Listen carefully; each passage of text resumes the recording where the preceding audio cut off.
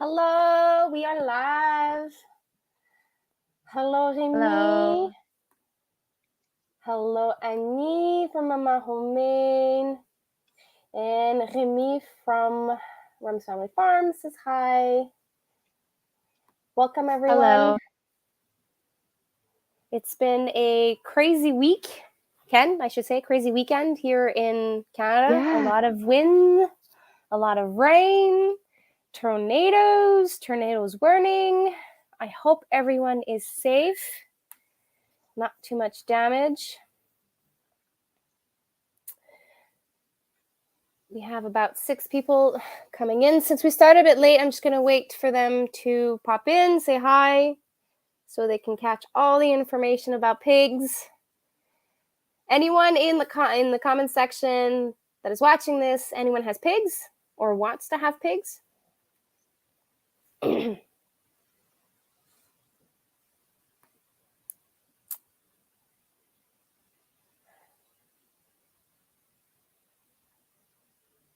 When you pop in, don't forget to say hi, so I know that you're there.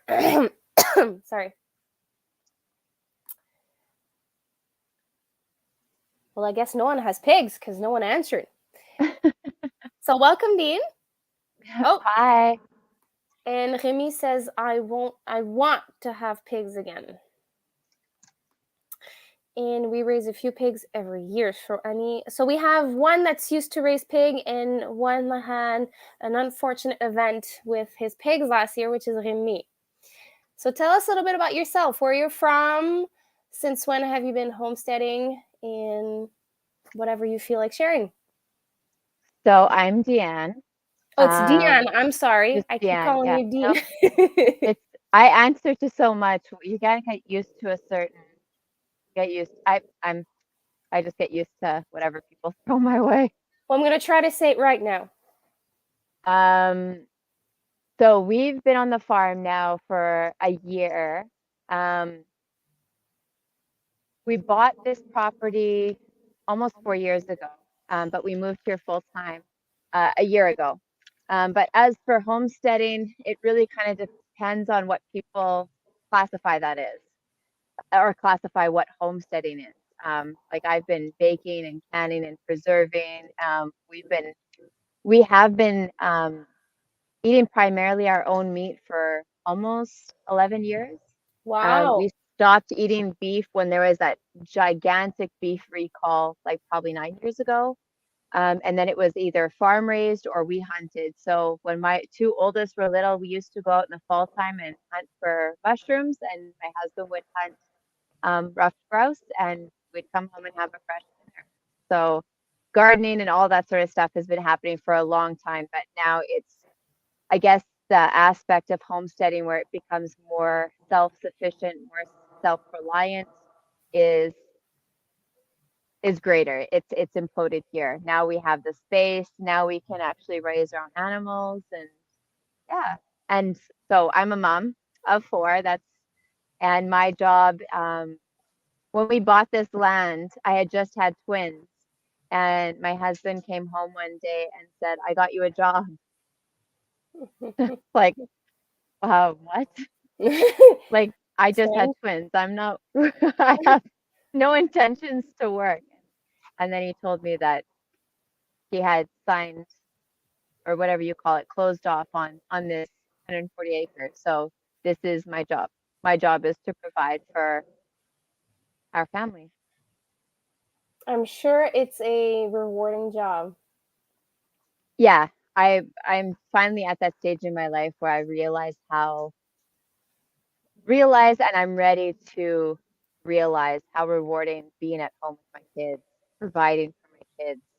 This is the way I want to provide for them. It took me a while to figure out what that looked like. But And you guys are off grid.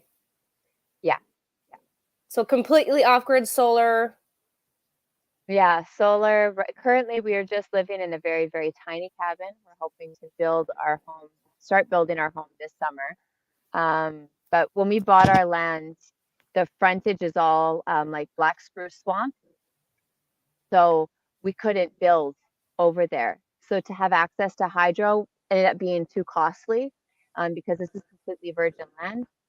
So we had no choice but to go off grid. It was either pay the hydro company $50,000 to run lines and clear like a 40-foot wide clearance, or we pay 50 grand and we get a big solar array here. Okay, And then so we you don't. guys are able to be self-sufficient on hydro with that system?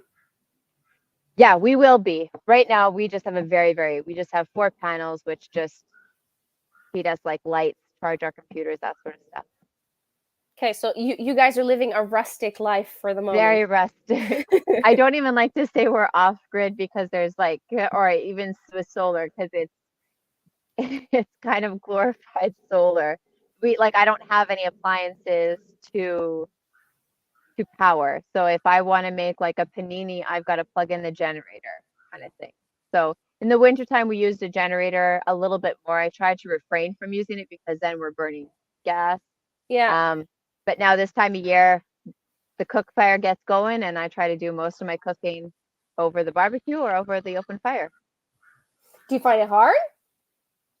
Um, no, because our lifestyle, we're always outside. I Okay. find it annoying when the mosquitoes are bad or when it's rainy. Then it's Okay. inconvenient. Um, it's inconvenient to not be able to just quickly heat something up, but everyone's pretty patient, and I think that probably the thing that just annoys me the most right now is not being able to preserve and can things the way I just can't. Oh, I want to make jam today. Things like that just can't be easily done, but I am starting to get creative and figure out what I can and cannot do here, and yeah, So you're being resourceful. or trying to, yeah. So pigs. Why pigs? You need to please, thank you. Sorry. No. Why pigs? Uh, you know, I don't know. Like when I think back to, it was my crazy idea too. Um, but when we bought this land, it was virgin. We had no tools, and it was just like, my husband was just like, "Well, I don't know how we're going to clear this land. Pigs." And I don't know. It always seems strange to me that people always get chickens as like their first animal, and now I understand why people get chickens as their first animal. And it's strange because I've never grown up with pigs. My dad raised pigs when before I was even born, but I've never really had exposure to pigs. I don't know. I've always had a soft spot for them, I guess, and So they're we just clearing. dove in. So they're clearing your land right now. Yeah, yeah, yeah, Well, at least yeah. it's a. And I think it was one of those things where it was like they clear our land, and at the end of the season, we can butcher them. And unlike a cow where you've got to keep for 2 years, they're a bigger investment. Um, and unlike meat birds, we could have a pig here during the warmer months, and then once winter came or the cold months came, we could kill them, butcher them, and then we could go back to our cozy house. So they're good because you don't have to carry them through the winter. Okay. So you guys don't have hens. No, not yet. Not yet. We were hoping to this spring, but we're gonna hold off. We just want to make sure that we can build a proper structure because, with hens bring more predators. Yeah, But they're smaller, so the predator birds love them. yeah, yeah. So yeah, we went a little bit backwards with pigs, but Well, you have to do what you got to do. If you're off yeah, land and you need land being cleared, it's a good way. And at the end of the season, they provide your family with food. yeah, yeah. And it was one of those things where people are like, "Why didn't you do this? Why didn't you do this?" And like people are like, "Get goats," and I was like, "Oh, fence goats." I don't. I never knew anyone who had goats. Like goats to me just I don't know. I don't know. I don't really know why. Maybe it was the fact that I was still out of my mind after having twins. Maybe you'll maybe never know, or maybe you'll confirm that theory. But Oh, the nice thing about having pigs and diving in is that it just like a lot of people say that they're scared of pigs, and it's interesting because I find that it has just been so easy, and they're such gentle animals. And yeah, we've had some issues, but all in all, it's been a great experience. Good. Sorry, I had like a moment of reading comments and I kind of zoned out. I'm sorry. No, Uh, no, that's okay. Thanks, Remy, for sharing the link. I was about to ask you. Hello, Marilyn. Okay. Did you have a specific breed in mind when you started? Not necessarily specific. We knew we wanted to stick with like a heritage. Okay. I wanted to stay away from the commercial, generic, you know, let's make a let's grow meat in under 4 months. And what breed did you guys choose? So the first year we chose purebred Berkshires, and originally when we first got pigs, we had a friend who was lining us up with pigs.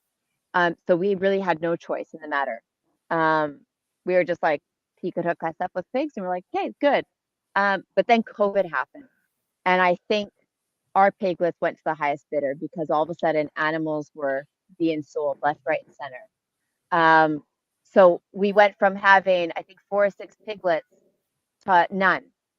So I started scurrying to find um, pigs, and I ended up finding this breeder who raised heritage breeds and had a lot of the same ethics that we did when it came to just a lot of.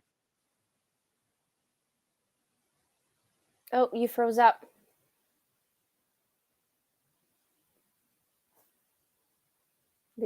Are you there? Uh-oh, we're having internet issues. Okay, so I'll read the comments. Okay, I said that. My friend has Berkshire and they are delicious. Deanne? I don't know. We shall see. I'll give her a minute. People in the chat, do you have special questions for Deanne as she comes back? I'm going to write them down.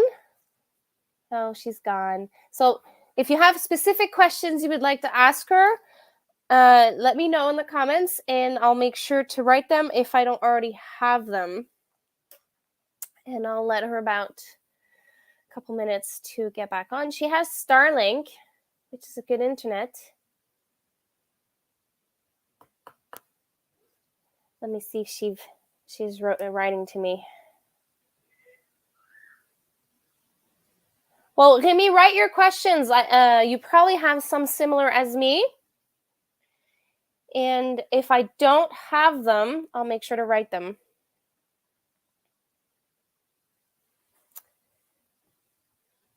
So sorry about this glitch. I do hope that you can get it fixed.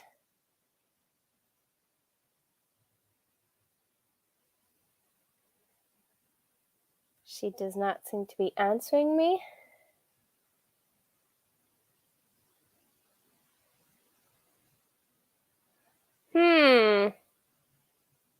Okay, well, as she comes back, does anyone want to share what they've been up to this weekend? For myself, it's been like I said earlier, we had some warnings about weather. And we also had some projects to be done in the backyard. I ordered some compost, so I had to place the compost, and we are adding more garden beds around the house. And I'm also clearing an area to have a very, very interesting, can't really call it piece of equipment, but it would be a outdoor kitchen area where I would be able to cook, bake breads, pizzas, and like an exterior grill. So we had to clear out a section next to the balcony to have like a big open space so we can have that happening. So it's been like a a busy weekend. I was supposed to transplant a lot of plants, but I didn't do it. I decided to shovel a lot of compost. How much feed? Did I write that? No, I did not. Let me write that. How much feed? I think it's probably depends of the setup that you have and the breed that you have, but let me see what percentage of foraging. I do hope she comes back because those are good questions.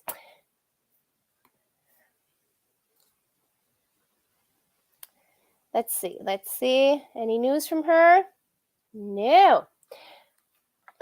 Getting ready for possibilities of tornadoes. Harvested about 50 pounds of fiddleheads, blanched and froze them. Where do you find your I can't say it right, fiddleheads? I know you told me next to a creek. Yeah, well, the outdoor kitchen area has been a dream of mine, and I was inspired by what's the name of the channel? Off Grid. What's his name? Anyways, it was an Off Grid channel, and they made it like a big pizza outdoor cooking area, and I really wanted to recreate it. Are you there?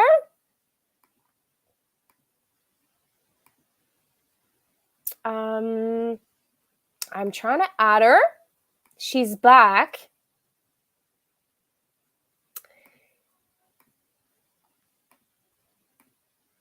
Deanne?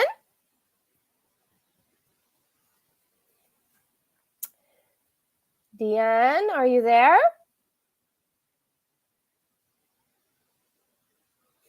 Okay, so I'll continue reading. Oh, she's got, she must be having connection problems. So I'm still trying to figure out the name of the channel. Off Grid with Remy. It's that channel with it's they're in British Columbia. You used to watch them. You stopped. Anyways, it's probably gonna come back to me. The path is cleared for when my barn leaves, so now I have. Hi. Can you hear me? I can hear you. Okay, So, I'm just gonna read comments. I kind of sidetrack to give you time to no, come no, back. please. So the path is clear for when my barn leaves, so now I have rabbits all over my property. You mean on the ground or in their pens? Getting ready for bad weather and went and got another trailer of compost. Now making lilac jelly. Annie, you're going to have arms of steel by the end of the summer.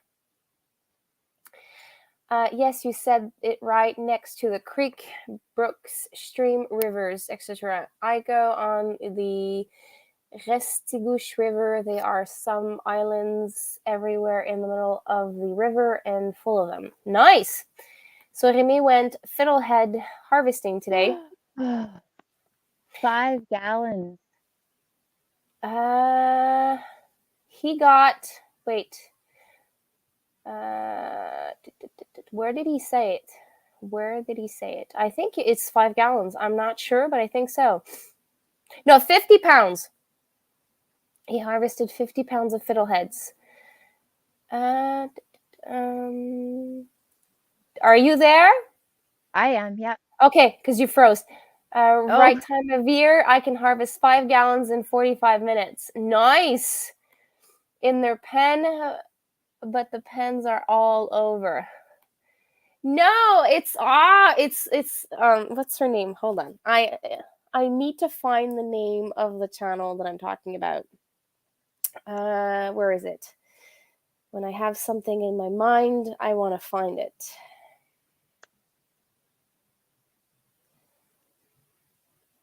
What are you hoping to find? A name of a channel. It's called Off Grid with Jake and Nicole. They have an amazing pizza set up outside with a cooking grill. And I was telling everyone here that my husband cleared an area on our small yard in the backyard to make me like a smaller version. That's it, Jake and Nicole. Thank you.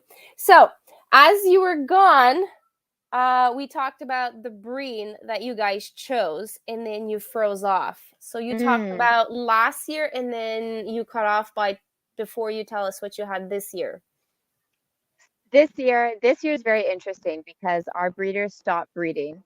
That's one reason why I'll quickly throw this side note in there. Why we've never raised our own pigs was because we had a good breeder.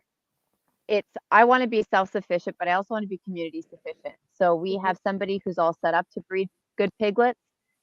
We were just going to let them do it. This year he stopped.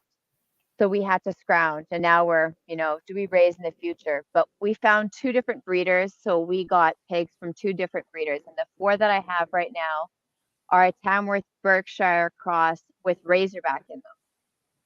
And then the ones we're getting are a Tamworth Berkshire cross. So they're cross, but they're still heritage breed. Mm-hmm. Yeah. I don't know if Razorback is a. Uh-oh. Did we lose you again?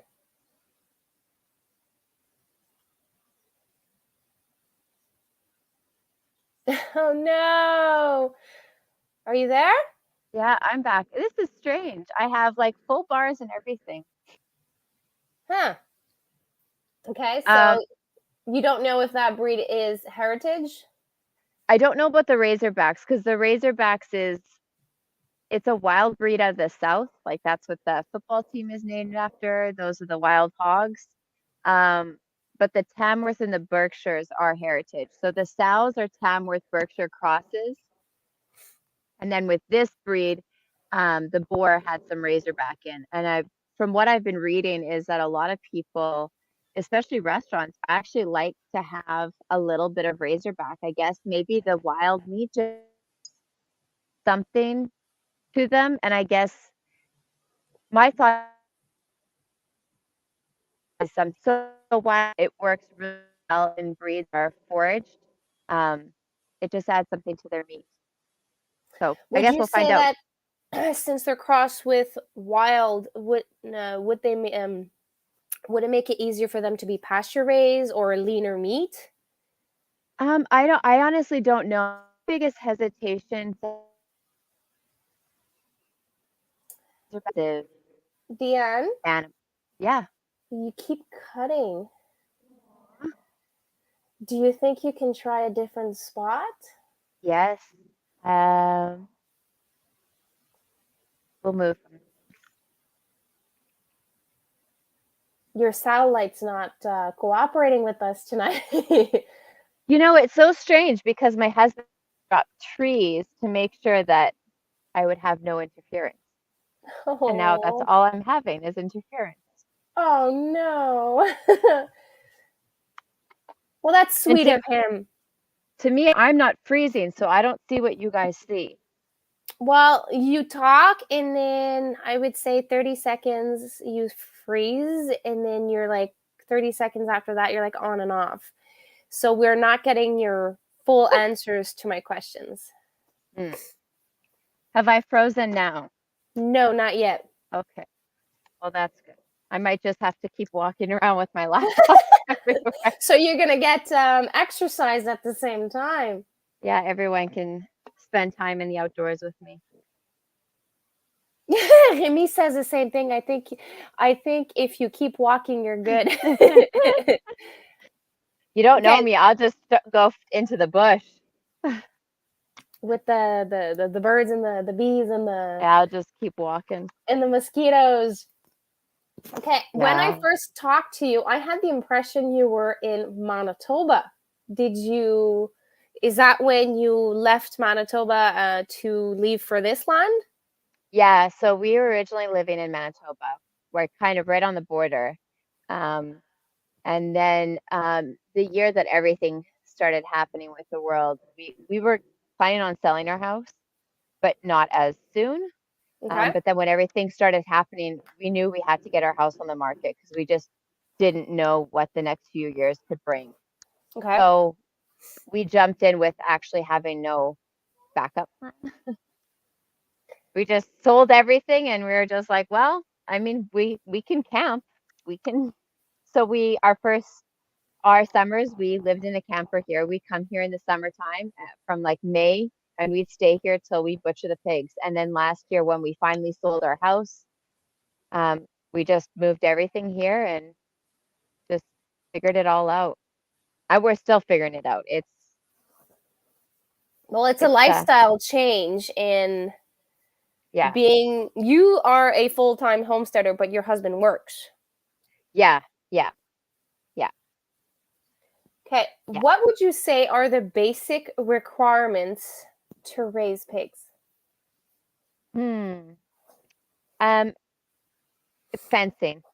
I think that's probably, you have to have good fencing. You have to have good predator control or predator protection, and you have to have two of them. Can't have one pig. It's a big thing. Okay, so it's basically like any type of animal. You need at least two. Yeah, they are social animals, and like if you know when you, especially when it comes to butchering time, you really see um, you can't, when you commit to butchering, you gotta commit to cull them all. You can't leave any behind. Even if you leave them overnight, you can definitely see the shift in them. We had a pig pass away last year on us. Well, we actually ended up culling the pig before it ended up possibly dying. And you could, at that time, I think we had 6 pigs and we ended up culling the one that was not well. And you saw the social shift. Okay, because one was gone. Oh, Deanne, we froze again. Are you back?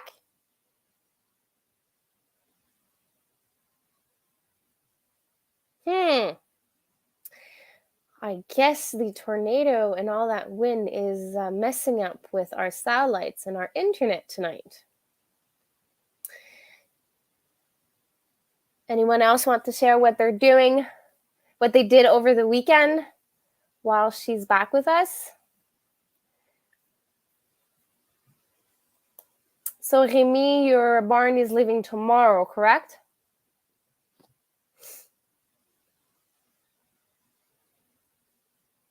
You had no cable. Well, it was supposed to be super windy, super rainy today, and here, instead, we got like a sunny morning, and then in the afternoon, it was supposed to rain, didn't rain. And then around like, I think it's about 2 o'clock, like the wind started picking back up and my trees were like going all over the place.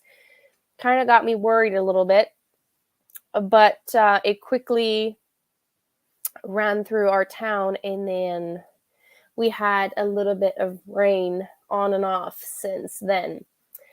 Your garden is tilled. You must be a happy camper because that means you can start planting.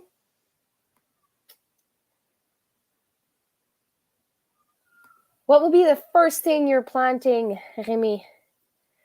Anyone else starting to garden? I know Mama Homemade, Annie and I are like really, really in trouble with our tomatoes. We have to plant them next week because we had to bring them back in a couple of nights and they became leggy. And now we're like almost at the stage of having some tomato trees instead of tomato plants.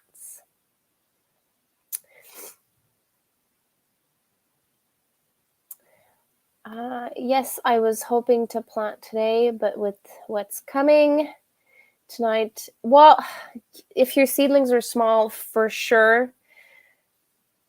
If you have like heavy rain, they can actually It can actually damage your plant if you're transplanting now and you have like heavy rain. Hello, Joe. Welcome. We started filling our new raised beds, and I'm going shopping this week for some fruit trees. That must be an awesome feeling. Root veggies, turnip, rutabagas, carrots, and beets. It's a good way to start. Kale, spinach, and lettuce. So welcome back, Deanne. Are you there? She froze again.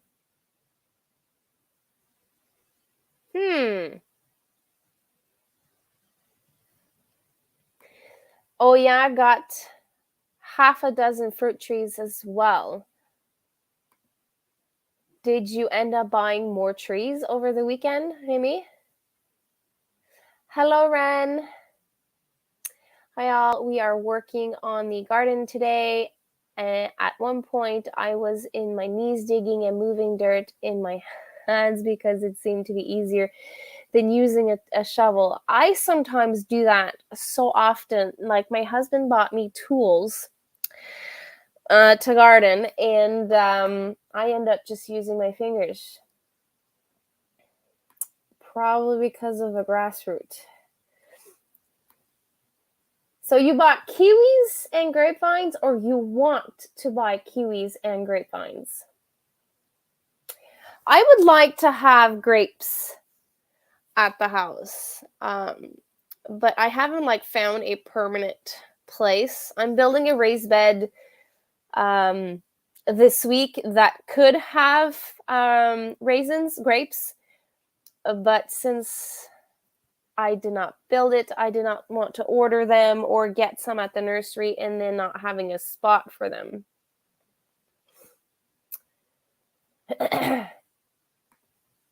What do you mean by that? Both bought those? Oh, you mean you bought the ones that you just mentioned, the kiwi and the grapevines. So you're spending on fruit trees and on berry bushes and on vines to have fruits in a couple of years. On pallets, I tell my husband we can do so many things with pallets, but I don't know for what reason he does not enjoy having pallets laying around the house.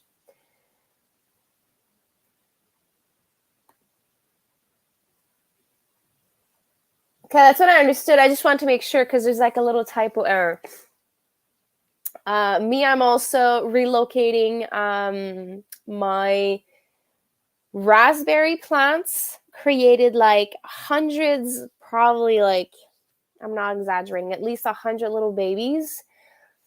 And I don't know what to do with them. And my blackberry bushes made a lot of babies. I do not know where to put them. And my gooseberries also made little babies, and I have to figure out where to plant them. And I have a red currant, my memory's correct. And I wanted to have like all different colors of currant. But like last year I had no space, but now I'm like making like a around my garden fence. I am I'm adding more garden beds, and I'm thinking I'm going to put fruit berries around the garden.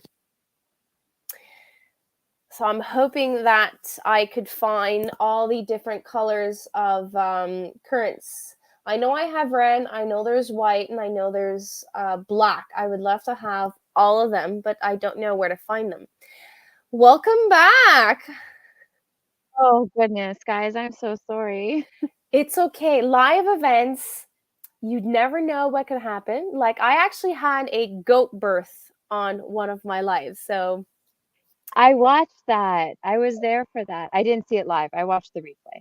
but still, it's like you would never think. Angie was like, oh, the goat should be fine. I'm like, are you sure they're not due? And she's like, no, it should be fine. Then she writes to me in the afternoon. She's like, well, I think she's going to give birth today. So I'm like, well, do you want to reschedule? She's like, no, I'm going to do the live around it.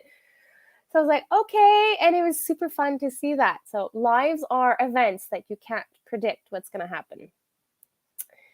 Okay, so and there is a delay between what you say and what you hear. Yes, obviously. I asked around in February and it's paying off. We're picking up 100 rotten straw bales for mulch. That's amazing. I would love to find that. Oh,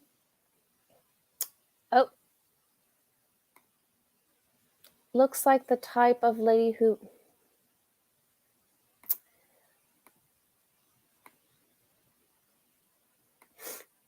Okay, we lost her again. We have to have. Let's see if she can come back. So that's it. Around my garden bed, that is fenced in my backyard, I added like a garden belt, like around.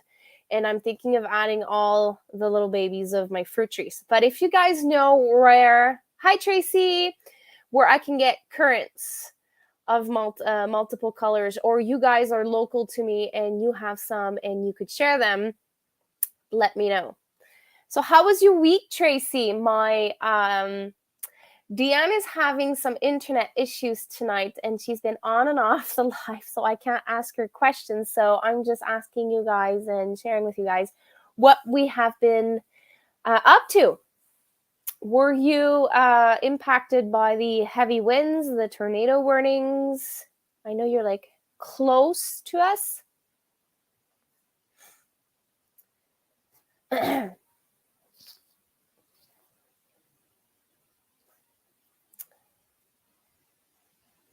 Oh, she's back. Let's see if we can make it work.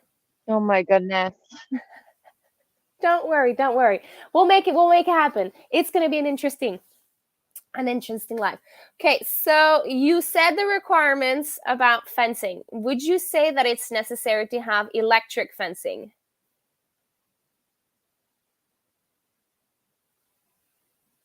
Oh no. She's gone again.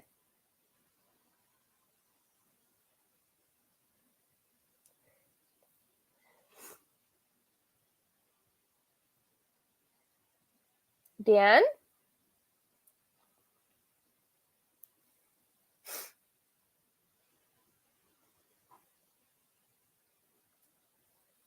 Are you there?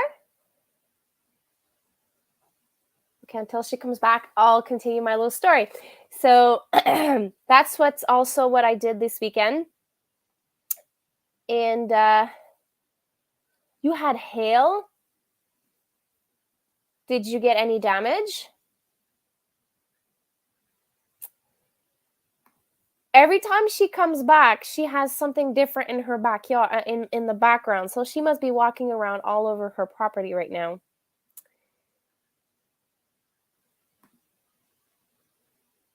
No worries.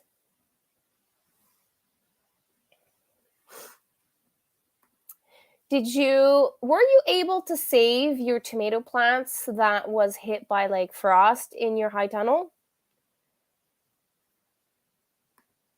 I'm happy you're safe. Like a lot of us I'm seeing on the Canadian homesteading group that they had damage and it's heartbreaking. I know Robin's been hit pretty well at the Hollaby homestead. Angie and Mike also has a lot of damage. Thank goodness Macy has nothing. Lynn has nothing. I've spoken with Patrick. He's also good. Who else have I spoken to today? Annie has no damage, but she's still under tornado warning. Yeah, I had that feeling this morning. Like we know how having a dozen of trees, 20 trees, or how many trees fall down on hydro lines, cutting roots, and a lot of people are like Angie and Mike are off grid. Kendra also from Plummet's backyard. They can't go home. Or if they are home, they have no electricity. Thank God it's in the middle of the spring, so they can survive a couple of days without hydro. But I'm sure that it's complicating, and we can't help because we're many hours away. Yes, tomatoes came back. The ones I transplanted in the garden died quickly, though. Oh no. Aren't you early to transplant your tomatoes, Tracy? Usually you transplant like after this week. You told me your frost was around mid-May. Who else did I talk to this morning? I haven't got news from Mallory from Quebec Homestead. Darren either. They're not. I don't think near Quebec City. I don't think they had anything there. But still, when I saw all those pictures this morning and all the damage and all the trees and the power lines, and Robin said that she still does not have power, I feel I feel like really helpless because there's not much we can do. And no hydro means no internet. So Memorial Day, but I tried to take a risk with 2 plants. Yes, sometimes we take risks, sometimes it works, sometimes we fail. Darren is fine at home, but his dad's cabin is very the cabin that you guys went to?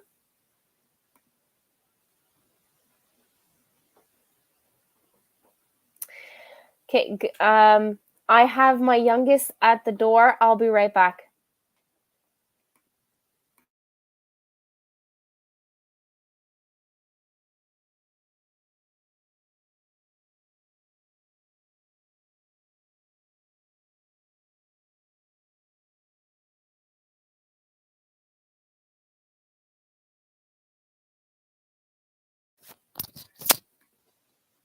Sorry. I had one of my youngest knock on the door. Oh God, I hope there's not too much damage on the cabin.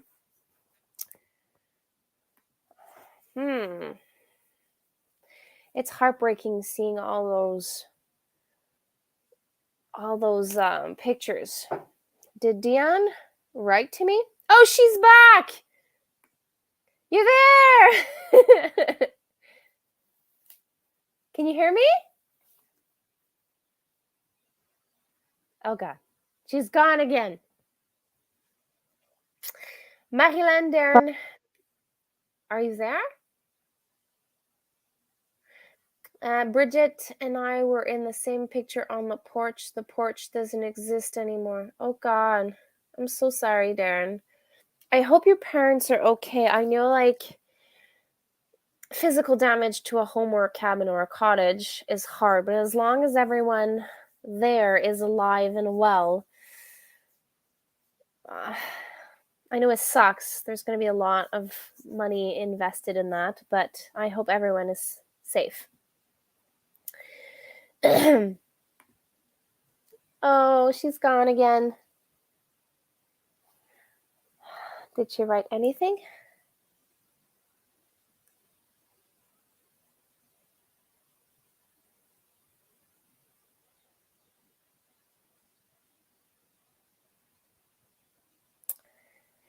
Okay, well then, anyone else want to share stuff that happened over the weekend? They just had finished renovating the porch, and from what I saw, there's a few trees in the middle. My heart goes with them. I hope they have help to remove all the trees and everything that has fallen down, and that the damages are not that bad.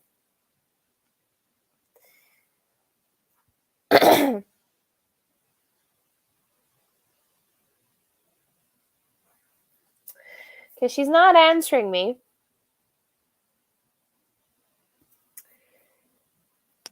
Does anyone else want to share what they went over the weekend, what they have planned over next week? For myself, I'm not sure if I mentioned it. I am transitioning most of my plants. So that means I'm taking my tomatoes, my tomato plants, all my herbs, all my peppers, and I'm putting them on my deck. for a certain amount of hours, and then once they've been exposed to indirect sunlight, I put them in my high tunnel, and then they will spend a night or two in there. So they have like between a 7 to 10 days of hardening off, and then I transplant them when the temperatures are looking good. But Mother Nature is actually playing with me right now because we have like so many days that it's warm, and then we have one night that gets cold, and then warm, cold, warm, cold. So I have to restart the process. Like I think I'm like restarting the third or fourth transition for my seedlings. But I think next week is going to be the week when I start transplanting some of my tomatoes and my herbs, my perennials that I started from seeds, bee balm, lemon balm, some flowers, sunflowers also, zinnias, cosmos. I'll start doing that slowly, day after day after day. And then once all of that is done, that leaves me with my peppers. My peppers, I always wait the first week of June. Yes, I was about to ask that. Tracy, are you doing better? Hi. Fingers crossed. Fingers crossed. Okay, I'm just going to read the comments. People are telling us that some of our friends have been losing parts of their homes to the Oh, trees falling down. Da, da, da. I'm happy, Tracy, you're feeling better. So I was asking you if electric fencing was a necessity or it's just you can live without it. um, you were asking me, sorry? Yes, I'm Or asking someone you else? Oh, because you said that yes. fencing was a requirement, but do you have to have electric? Yes and no. I think for foraging you have to have electric. Okay. Oh no! Okay, it's gonna be a night of oh no's. Tracy, do you know what happened? Oh, you're back? Yeah. So, my back? Yes, you were gone for like Uh, 30 so we seconds. we have our pigs in a paddock till we train them on electric fencing. Okay. And then electric fencing is just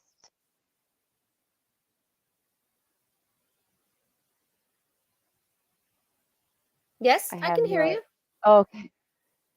Okay, I'm gonna move. So still yeah. So electric fencing.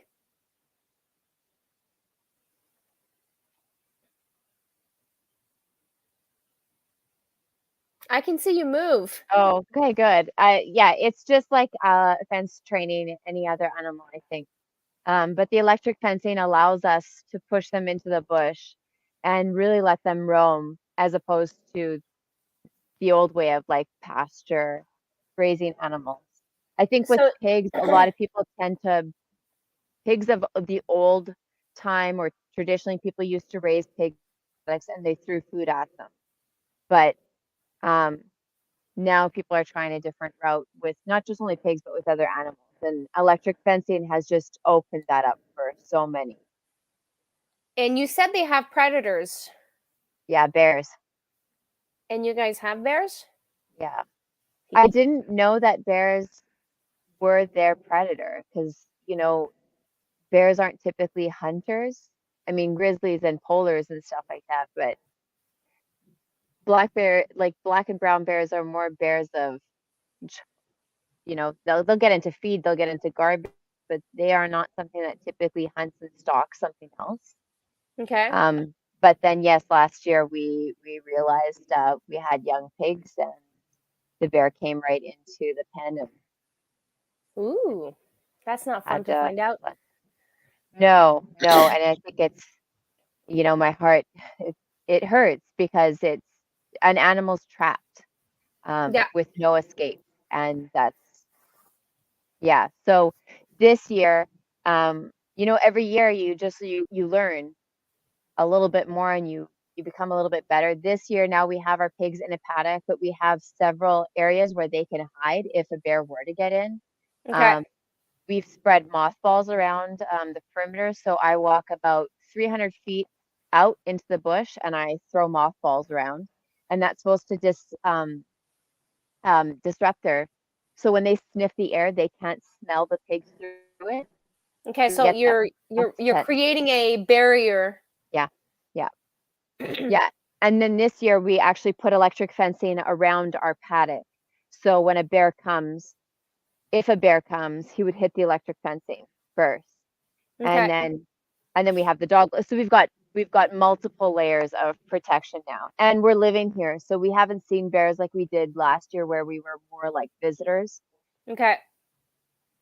But because since you're permanent, they know that this is your spot now.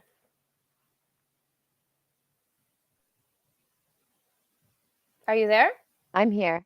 Okay, so since you're permanent on your land, they know that this is your home, so they don't visit that often. No, now there's a lot more noise. Okay. I did have a question from Remy. Uh, how much feed does one pig require? Oh, that is something I don't know if I could answer. Okay. We buy our feed in bulk and we just free feed. Well, I shouldn't say free feed. We throw feed in the morning, and um, we're still trying to figure that out because we let them forage. So it's one of those things. The best way I can answer it, and sorry, Remy, this is maybe tough, um, tough for you to diagnose, but it's kind of asking a breastfeeding mother how much milk her kid's getting. You Okay. know they're getting fed because they're gaining weight, but you really don't know how much. Okay. So So you wouldn't be able to tell someone how much they can forage versus eat. yeah, because and then we ferment, like, so I ferment their feed, and fermented feed, they tend to eat less. We get food scraps, so some weeks if we get lots of food scraps, we feed them less. So if back anything when it comes to feeding, it's their grain. We'll cut back on their grain and we'll let them forage.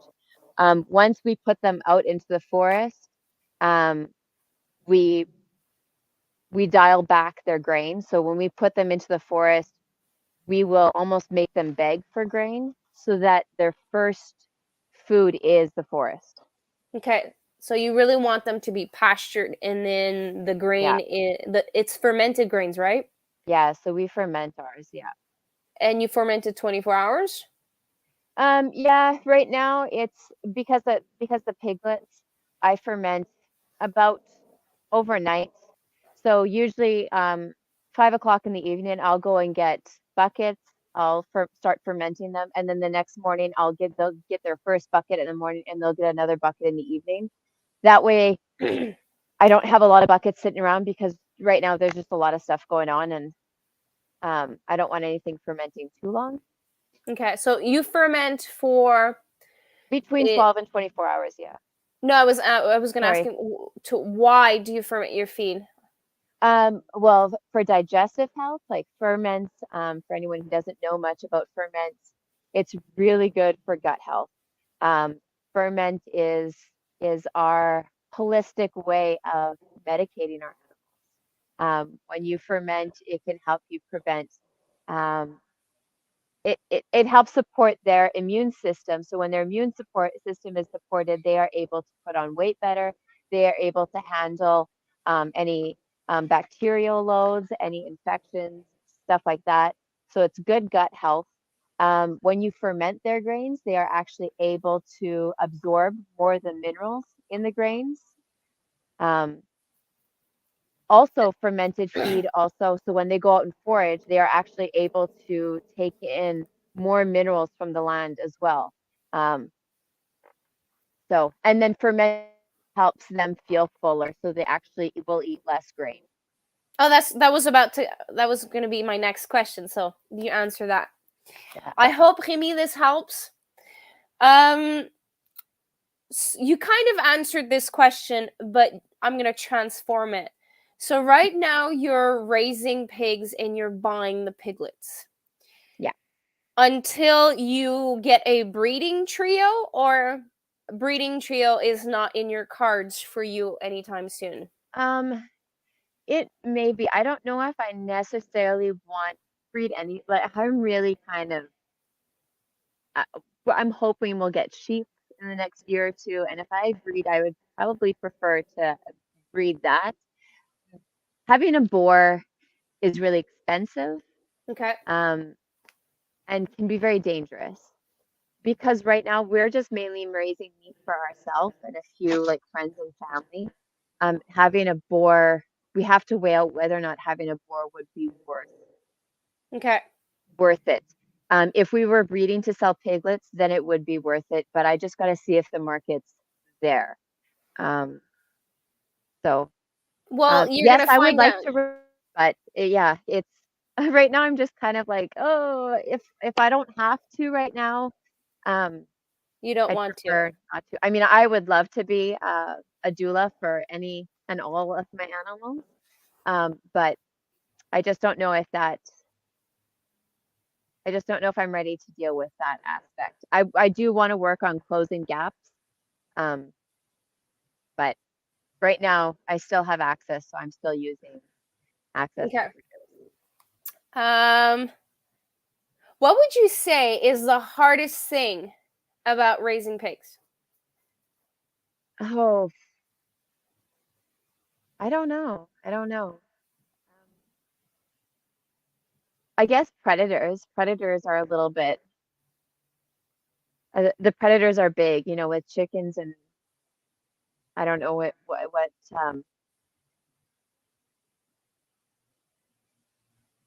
not scaring off like a fox or a coyote. Um, you've got a big hungry bear who's coming for your pig. That's one. I don't know. I personally find them so easy. Like I count my blessings because we've just been blessed with just amazing pigs. Um, yeah, I don't. I really don't know how to answer that. I don't. Remy says his biggest struggle with pigs were them escaping. Every year we've had pigs escape. It's always a little. It's like I hear the circus music in my head as we're chasing them. But it's last year. I'll tell you a story. Last fall, we had started getting the fall bears coming through, and they were really starting to stress us out. And the night before, my husband said it sounded like he'd heard cats in the bush, like lynxes or cougars. And I was like, oh, please don't tell me now we're getting cats. And That's like a and I hectic. was like, oh my God, there's just too many, there's just too much. And the next morning I woke up to feed pigs and I'm just coming out of the outhouse and I see something in the bush line and it's got a hunch like a bear. Oh no, another bear. So I go and get my husband. I'm like, there's a bear coming into the property. He gets ready. But as it's coming out of Oh, you just cut off? still, am I here? Okay, now you're here. Oh, so I see this what is this thing? Like I could not fathom what this thing was in the bush. And out comes a pig. Cuckoo. And I guess the night before, one of them fell through the electric fencing. So they don't want to go back in. They don't want to cross it. So it's hard to get them back in when they've been trained that something is going to zap them. And this is like you're talking a 250-pound pig, but I just got a feed bucket and we just turned the fence off it and just kind of funneled him in. But the first year, the first year I wrestled down a juvenile pig and me and my sister, I grabbed him by the back legs and she grabbed the front and we just threw him over the pen. That must have been an interesting moment. Oh, you cut off again.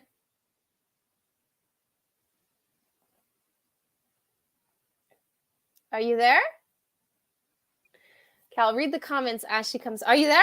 Yeah, Okay, so you threw the pig and then he just stayed there? yeah, yeah. I mean, once they understand food comes from you, and because they're social, they'll even if they escape, they tend to stick close to their herd. So they won't be far off. They'll always be close. So once they understand you are food, it's very easy to get them back, but they're,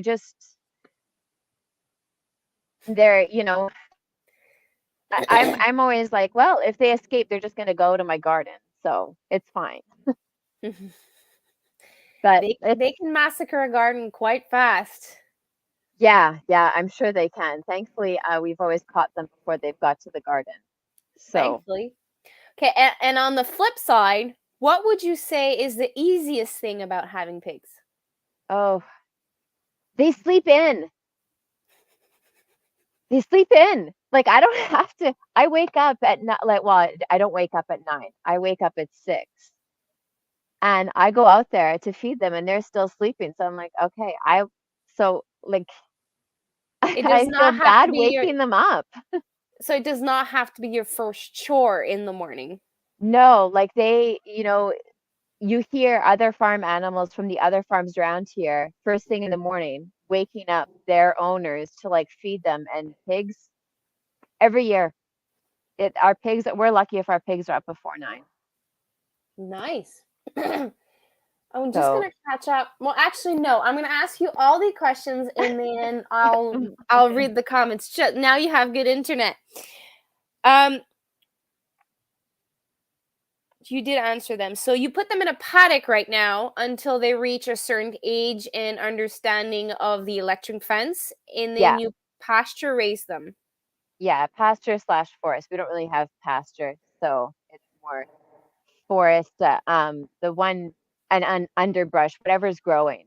Um, Okay. so this year, because we knew where we were going to go, I could actually seed some things. So I actually do seed some forage in that they can root up. Okay. And what would be tips and tricks that you would suggest to people that wants to get pigs in the near future? Hmm. Tips and tricks. Well, always have pairs. Don't have 3 pigs, have 4 pigs. Um, be prepared to get attached because they are very sociable creatures. They can be very gentle. So they're just like they can be super lovable. So uh, tips and tricks. So good fencing. Good fencing, yeah. Um, yeah, I don't tips and tricks. What do you feed them like other than the fermented food? Like you just give them sorry, kitchen scraps and Yeah, garden scraps.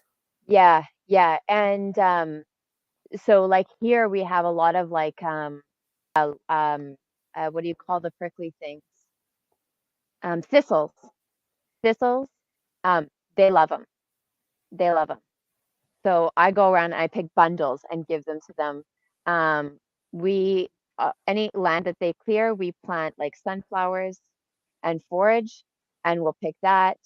We're trying to get on with loop so that we can have access to more stuff that would typically. Um, they're not huge on citrus. Um, and they'll if a mouse or a squirrel is going through their pen, they'll snatch it. Cool. And if So someone is brand actually new at this, capture.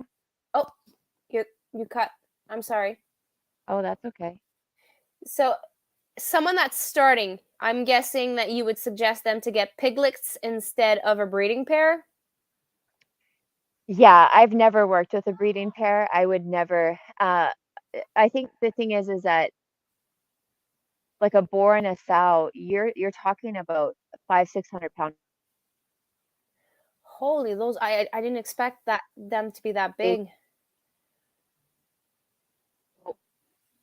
Oh, you're cutting off. am I here? Yes, you're Oh, back. sorry, guys. It's okay.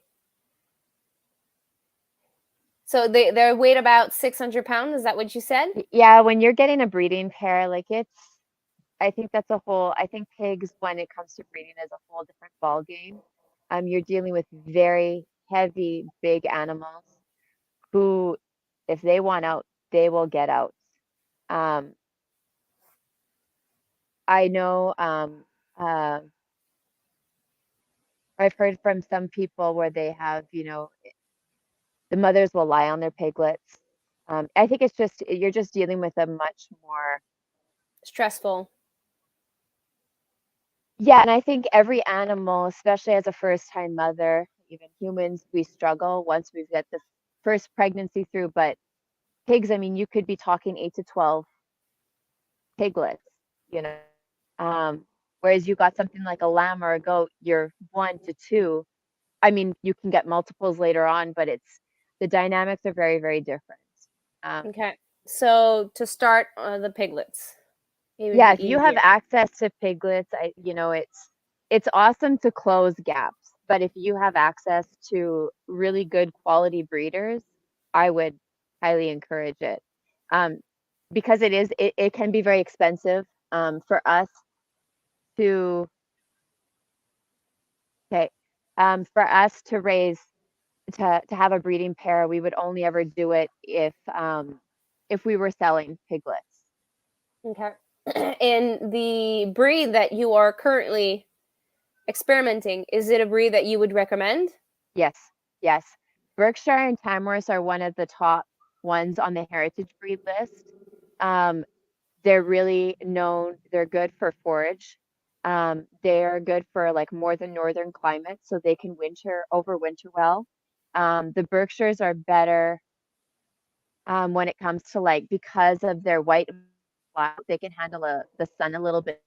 Um, Tamworth and Berkshires, like if you get into breed, tend to be better mother types. Um,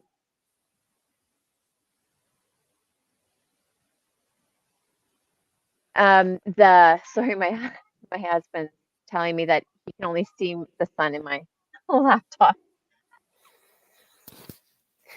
All these people critiquing me. And they're very social. They're very gentle pigs. They're so when I did my research and I spoke to our original breeder, that was what I was familiar with. The first year we raised Berkshires, the second year we did a Berkshire Tamworth cross, and I was amazed at the difference in just adding the Tamworths. And apparently Tamworths are supposed to be even more gentle and more friendly. Than the Berkshires, and I think the combination of the two just makes such a beautiful pig. Um, these ones, because they're piglets and they came from different breeders, I don't really know too much about them, but they seem a little bit more flighty, and so I will watch that because it has the razorback genetics in them, so that could be the reason for their flightiness. Okay. And do you harvest them at your place? Yes, So yeah, we you do our own culling. you call them and you butcher them, the whole process you did on your own. We can do the whole process on our own. For friends, we don't. For friends, we send them to the butcher and they pay the butcher their fee Okay, so you do it for because we don't your want to get any trouble. okay, well obviously. And so that means you do your own bacon, your own ham, all your cut. No, no, no. We did the first year, we experimented with some, but we just aren't set up for that yet. We can butcher our own, um, and we have. But as for bacon and stuff like that, we just send that stuff to the butcher because they're set up for that right now. Okay. That is definitely our end goal. Like with the whole farm to table movement going across the country, I'm hoping that in a few years that it will be that you can raise an animal, and if you have an inspected kitchen, that you could actually do your own butchering and sell your own meat. Um, that would ultimately be our end goal. That would be an amazing thing. I don't know in Yeah. Ontario how it goes in Quebec. Small farmers, well, they make it so complicated for small farmers, like even just to buy the piglets. So we have to sell. It has to be an approved Yeah, uh, what do you call it? Where you call them like like an abattoir. yeah, it has to be a specific. There's like only a certain types of days you can go. They make it so complicated. And if I would want to raise pig and sell, I can do it at my house. Like it has to be under government Yeah. regulations. So if we could have that, a homestead approved setup, that would be nice for small farmers. So nice. Oh, you just froze. You Was froze it? again. Oh, am I here now? Yes, you froze after. So nice. I didn't hear after what you It said. would be, I mean, really all you need is a commercial kitchen, you know? Yeah, Um, but that's the thing. I'm not saying that there's anything wrong with abattoirs because some people need to access them, but that was one thing. That's why we will never scale up. Um, because our abattoir is 2 hours away. That means I have to transport my animals somewhere else where they have to sit, and it has to be on a specified day, and they may not be treated right. It's you're stressing out the meat that you've worked so hard at, yeah, and I mean, we do our very best here. We try to keep our environment as clean, and when it comes to butchering, I mean, we've got sanitation buckets and stuff, but I mean, the recalls aren't happening on small farms. I'm sorry. They're they're happening in big facilities where there's somebody just coming in making their hourly wage that have no, I have no intention of hurting anyone with my meat ever. I hmm, want people to be fed. Um, and yeah, it would be nice if there would be a farm to table.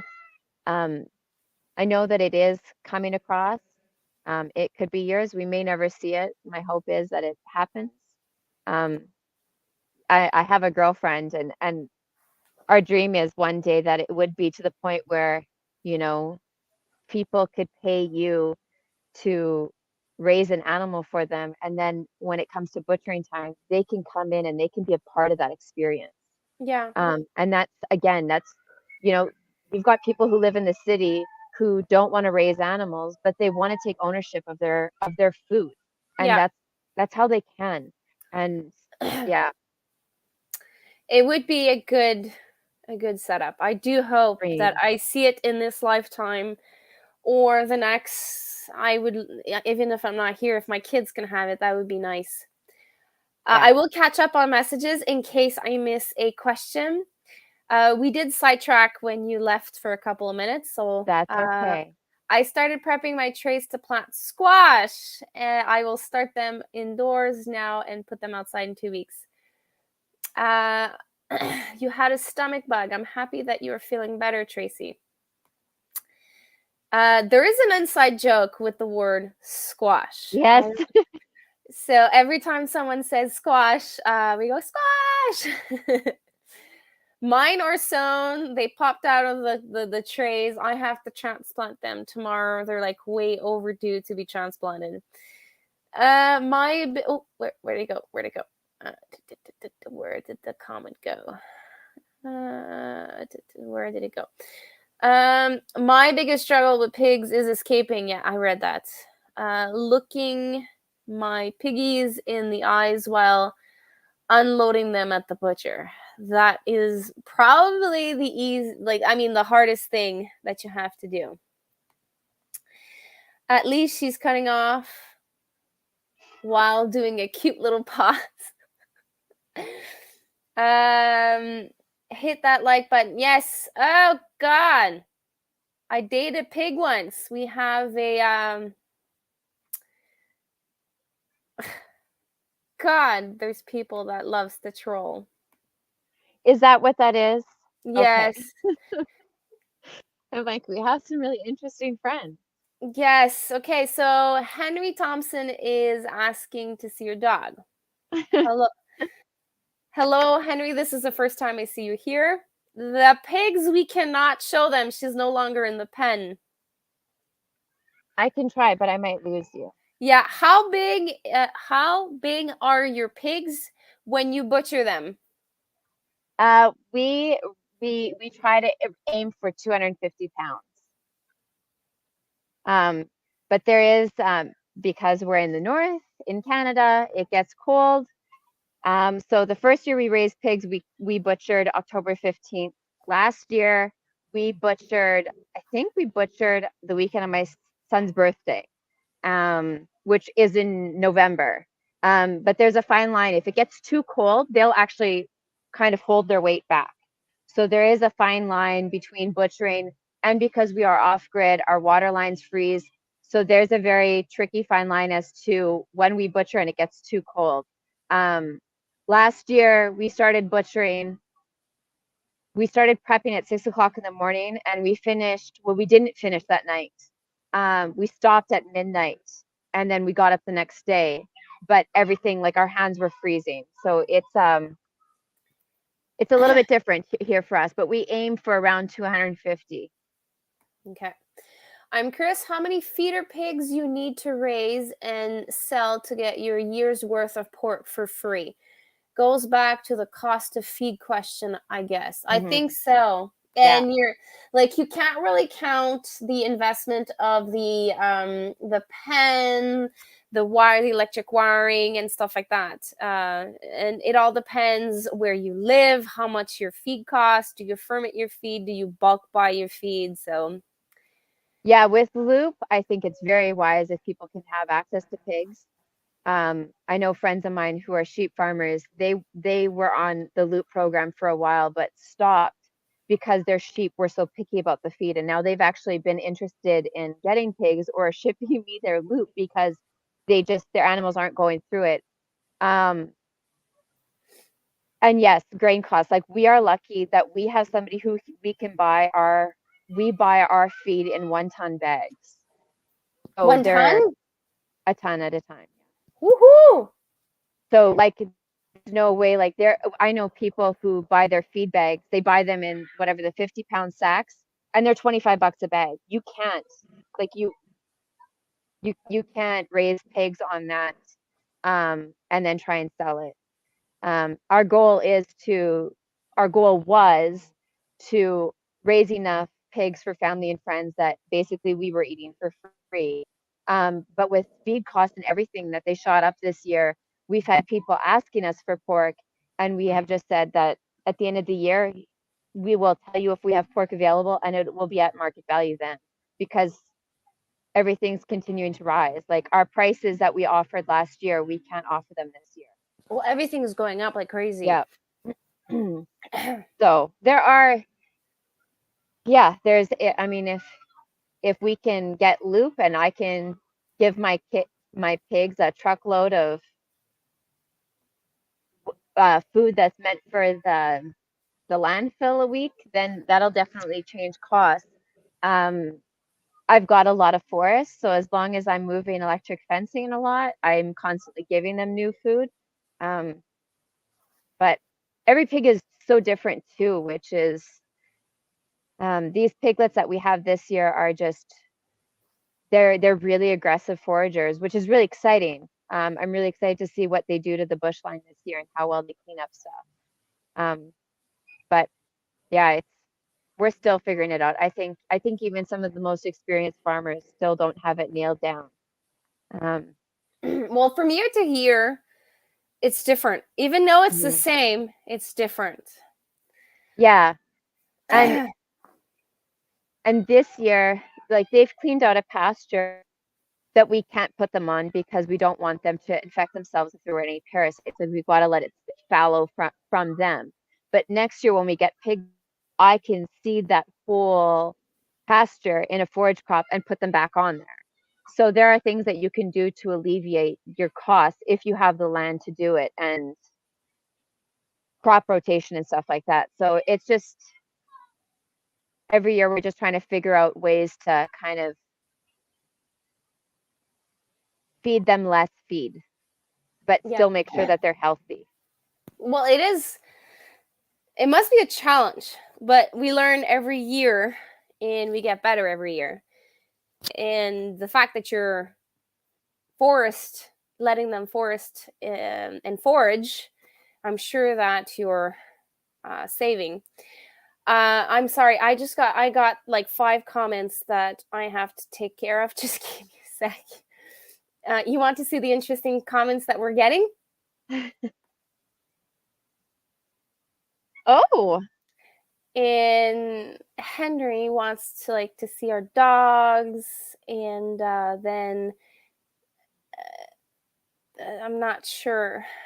I'm not sure if well, Henry, I'm sorry that you have COVID, but I cannot cheer you up. I'm sorry too. I do have a Yeah. dog, but I do not really show him on he's downstairs, so, and he's with my husband. Does anyone have questions for Deanne before we sign out? In case I lose you, I want to thank you for being here. Even though we had some internet connection, I am so happy I learned about pigs. If ever I do get pigs one day, I might ask you more personal questions, but you did cover like the basics. Oh, there is one I forgot to ask. Would you say that pigs get sick often? Like, sometimes people lose meat birds because of um, they're malformed or they just simply die. Is it something that pigs do? Would they eat them? No. I mean, do you when you get like you said in pairs, like let's just say you would get Mm. 4 piglets. Would you say that they are hardy, or there are possibilities of them dying when they're young or have any disease as they are getting older? Um, yes, but I think that that happens a lot with, I think, first of all, if you're dealing with heritage, I think a lot of that, the disease and bacterial load that we see in genetically modified or modified animals per se, I don't think you have that. I think that's why a lot of people tend to go with heritage because they are hardier. Okay. Um, we have not seen anything. Last year we had a pig go down, and I honestly I think it was constipated. Okay. Like it's we're raising meat birds for the first time this year. Like just the Cornish, your raised, just your typical like the Cornish cross. Yeah. And I'm looking forward to chicken, but I'm really not looking forward to raising those birds because we're getting 50. I know I'm not going to see 50 to the end of the season. I And that normally really affects me. lose I normally lose 1 or 2 per Oh, really? 25. Only that much? Yeah. So Oh, I well, that's ordered good. 2 times 25 because I can't raise more than that, more than 25 at the same time. Like this year, day 2, I lost 1 chick, but I think it's because someone's like when we feed them, they kind of all go to the feeder. Yeah. And I think that little poor chick got stuck under the feeder and they stepped on him, or simply he died. The most heartbreaking experience I had was last year. I had 4 turkeys and 3 died. Oh, That I found hard. Like when you have 3 and then you're left with 1. That poor thing. I had to find partners for him because like I didn't know what to do with him. So that was like the worst I had to go through. But normally, this is the 5th year that I do meat birds. I never lose more than 1 or 2 per batch. If you oh, lose well, more, that's some if good because I've heard some real horror stories I did too. about, Last year, I know that Marilyn from Quebec Homestead had like a batch that is it last year or the year before? I can't remember. She had a batch that was like really, really struggling, and all over Quebec, there was a lot of farmers and homesteaders that were sharing that same scenario. But for my part, where I got my meat birds, we did not have of lost of more than 1 or 2 per batch. So if you order 50 and you have less than 10% pass away, I say personally, I would think that you have a good batch oh, going on. good.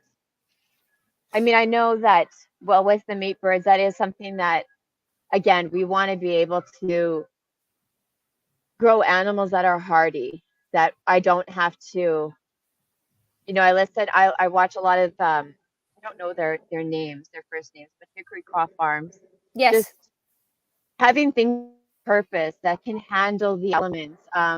With me gardening and stuff, I believe a lot in what goes into your ground shouldn't have to be babied. If it can't survive your soil and your temperature, it's not for Yeah. you. Yeah. Um, and so that's what I want with our animals. I want my animals to be happy and healthy with as minimal intervention from me, right? True. I know that if I could, I would have a breeding system going on with meat birds, like dual Yeah, purpose bird, yeah. because I like the Cornish cross is 60 days, it's done, it's finished. But Hmm. heritage breed is 9 months. So I'm guessing with your pig, if you go with heritage breed, it's probably longer than with the commercial lines. Yes. Yeah, we found out that some people with the commercial ones, I mean, first off, their piglets are a heck of a lot cheaper, Okay.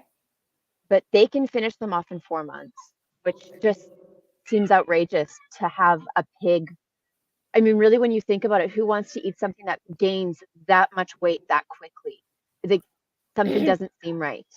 And the And heritage breed is 9 months, right? well, it's more like we get them, yeah, it's around the 8 to 9 months, Okay. depending. You can finish them off, so you can give them more grain towards the end, but then that can also come with repercussions. Um, so last year we were actually quite surprised that most of ours even hit the 250 mark, because 250 is kind of like where most people want to get their commercial pigs at. But yeah, between 180 and 250 is probably a sweet spot for us. I think Okay. any more, and we've heard a lot of people that the meat really starts changing texture, and you start to get, there is that balance between, you start getting into a different age of a pig, right? Okay. Same with you get with other animals. Well, I've called a hen, and I think she was like, she had a broken leg, poor thing. We tried to fix it, and I think she was 8 or 9 months. We harvested her, and we tried to do exactly what we do with our meat birds. She's so tiny at, well, obviously her leg was broken, so she couldn't take on the weight that she was supposed to. Mhm. But I understand why people go with Cornish cross. I do, because it's Yeah. 60 days, it's finished, it's done, your freezer's full.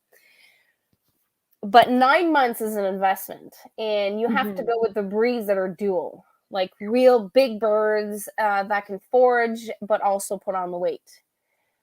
So it depends of what you want and what you're ready to give up. If you Yes. want to go with the heritage breed with the birds, so I'm Yeah. guessing it's the same thing with the breeder pigs. It depends what you want to give up to have Yeah. And meat. I think it's a lot of, um, with piglets, thankfully, there's some really good breeders here that I have access to. I know that there are people in other provinces that don't have access. They're having, if they want a Tamworth or a Berkshire piglet, they're having to drive. Like they would have to transport. Like it's not there for them. Um, I think same thing with birds too, from what I'm hearing, is that some people are lucky, they live close to other people who have really good quality birds that can sell them um, eggs and stuff, and then they can grow those out for meat birds. I think it's just all about closing the gaps, right? Um, Yeah. right now, to get a breeding pair for pigs would be a quite a large investment, and I don't know if I want my investment tied into that. I mean, we'll always have pigs, um, but my heart is set on getting a milk cow eventually, and to get sheep in, for both fiber and meat. Okay. But just kind of having the rotating proteins, right? Yeah. Um, I find that is the hardest part, since I can only have chicken. I can only raise chicken and turkey at my house. Someone raises a pig for us. He sends it to the butcher, and I pay for the butcher and the portion of feed. But that's the only pasture raised meat that we eat. We don't have a red meat. We don't have. We don't know anyone that pasture raise meat around us that could raise either lamb, cow, or stuff like that. And if they do, with all the prices going up, also that went up. Even though they're pasture raised, they're still grain fed, and like there's the expenses, the gas, the da da da. So I find it's the hardest part of being a small homestead is my protein are not. There's only 2 protein plus fish that we can eat. Oh, I think you're gone. Are you there? I am. Okay. You just cut off. Did you hear what I said? Yes. Okay. Yeah. Okay. Yeah, and thankfully for us, I have quite a few friends. I mean, they're all within hours of us, but I mean, like, we aren't raising lamb this year, but we really like lamb, so we will be doing trades. We have we have a pretty good circle that we can do stuff with. So, I mean, I think that if I was in an area where I didn't have access to some of those things, I would have to be more self-sufficient. But because I don't have to, it allows me to we'll have the community around you. yeah, to try out other things. Yeah, So I would love to raise an animal and then someone else raise an animal and then we could train. That would be amazing. goals, community goals. Yes. Well, I'm not alone, but like in my area, I don't know anyone that does what I do. So I have to build that community. Remy says next year, Annie, we will pass by your place before the conference and I will do a little tour of your homestead and bring you some moose. Yes, I know you told me. Well, it is 7:30 and my kids really need to go to bed. It's been like a hectic weekend because we've been working like crazy and they are in much need of attention. Oh, he fell. Is he okay? Oh yeah. Oh, he's okay. So I thank you everyone for popping in and out. If you want to watch this on replay or you have questions for Deanne, either write your question on the community post or in this video and I either forward them to Deanne or find a way to get your question answered. Yes. Ren says my newest thing when anything goes wrong on the homestead, it's to blame 5G. Plants are got leggy. 5G eggs didn't hatch. Must have been 5G. Well, you know, like, so our Starlink has started acting up yesterday, and because we had talked about this, my husband's like, I want to make sure. So today he took down a ton of trees, and he says I've been online all day, issues, and then of course, just Murphy's law, right? Of course. But anyways, thanks so much to everyone who stuck around, and I really appreciate it. Well, if I have more questions and you're up to it, we can do a part 2. Absolutely. Okay. Absolutely. I would love it. Stay online. I'm just going to close the live with everyone. Bye, everyone. Take care. Have a nice week. And we'll chat next week.